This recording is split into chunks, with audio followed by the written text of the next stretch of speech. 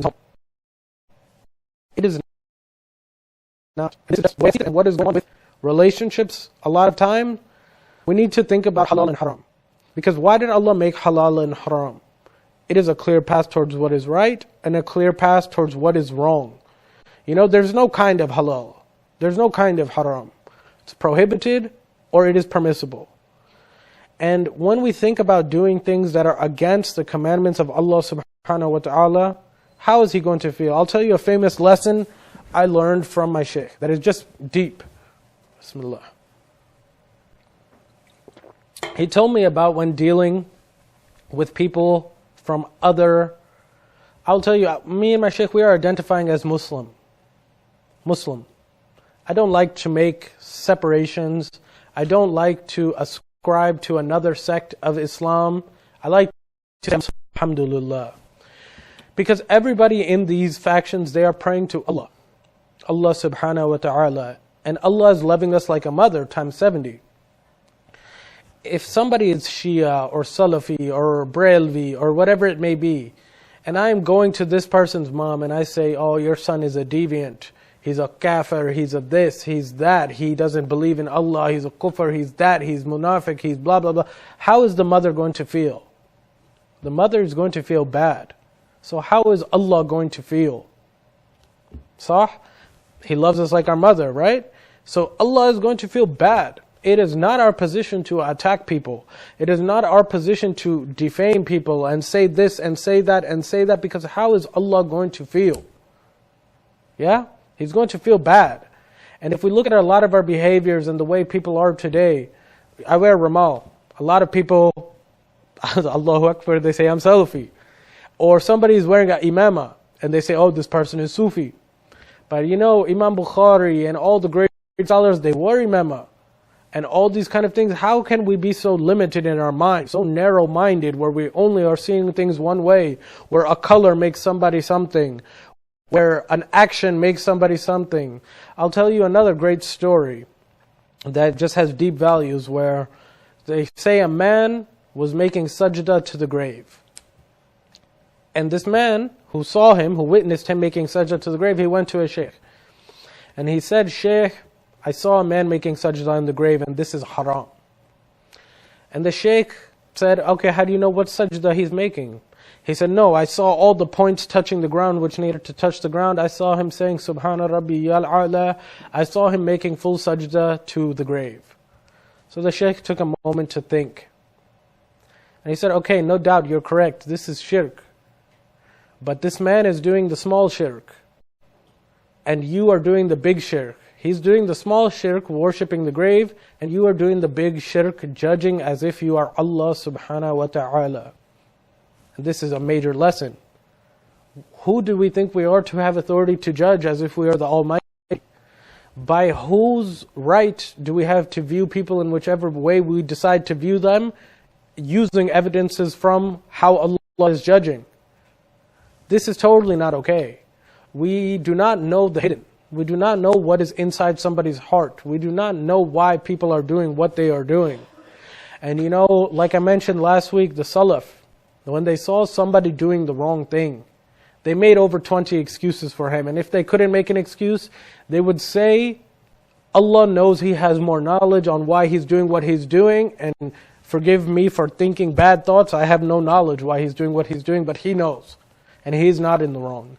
And today, think about how we accuse people, how we are ready to put negative on people, how we attack their character, how we attack what they are doing, how we take it upon our own self to invade their privacy, how we take it upon our own selves to go through their phones or to make a huge mess of everything. And we have to understand in Surah Hujurat, Allah tells us it is not permissible to backbite, to gossip, to spy, and to even have negative assumption is a sin. I might see somebody doing something and now I'm having negative thoughts about him. This is a sin. We have no reason why, we don't know why he's doing. What happened to mercy? What happened to benefit of the doubt? What happened to being just and understanding we don't know what is in somebody's chest? We don't know what is in somebody's heart. We might see somebody smoking cigarettes. But by Allah, that person might be more pure on the inside than us. Who are we to make judgment? Do we know what they do in private? Do we know how their relationship is with Allah subhanahu wa ta'ala? Do we know? Do we have proof? Are we this major power or are we nothing? Because I am one who likes to accept we are nothing. Allah is everything. I am a creature who is constantly on the wrong path. Somebody who's trying to correct themselves but constantly makes mistakes. I am nothing. I have no power over yesterday. I have no power over today. I have no power over right now. But the power belongs to Allah subhanahu wa ta'ala. And you know, how blessed is Allah. How merciful is Allah. He sent us with the Messenger sallallahu alaihi wasallam to guide us. And when it comes to issues of marriage and issues of separation, we have so many ahadith and stories where he expressed his dislike, where he expressed his disapproval, where he expressed his concern for the marriage.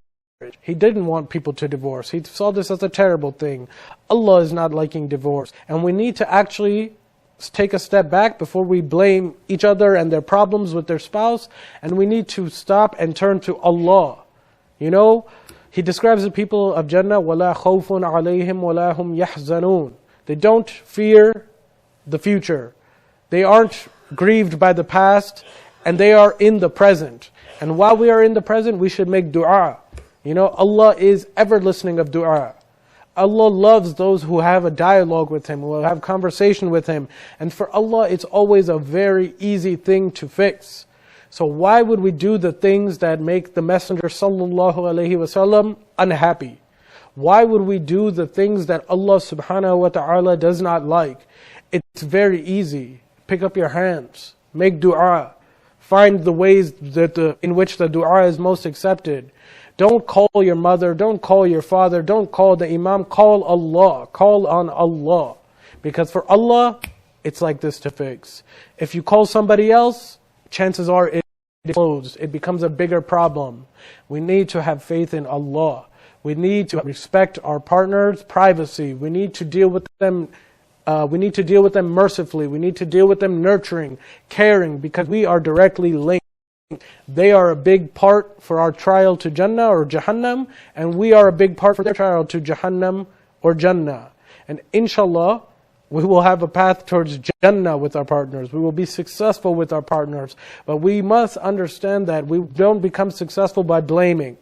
Blaming is only delaying our success. They say that successes you are meant to have, are only pushed back by blaming. Only. Maybe you were supposed to make $5 million, but it never came.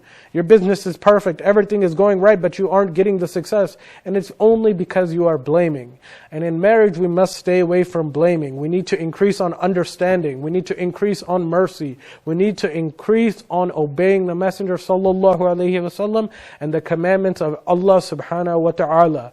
Blessed is He. In all wisdom did He create everything. In all wisdom did He decree for us to be married.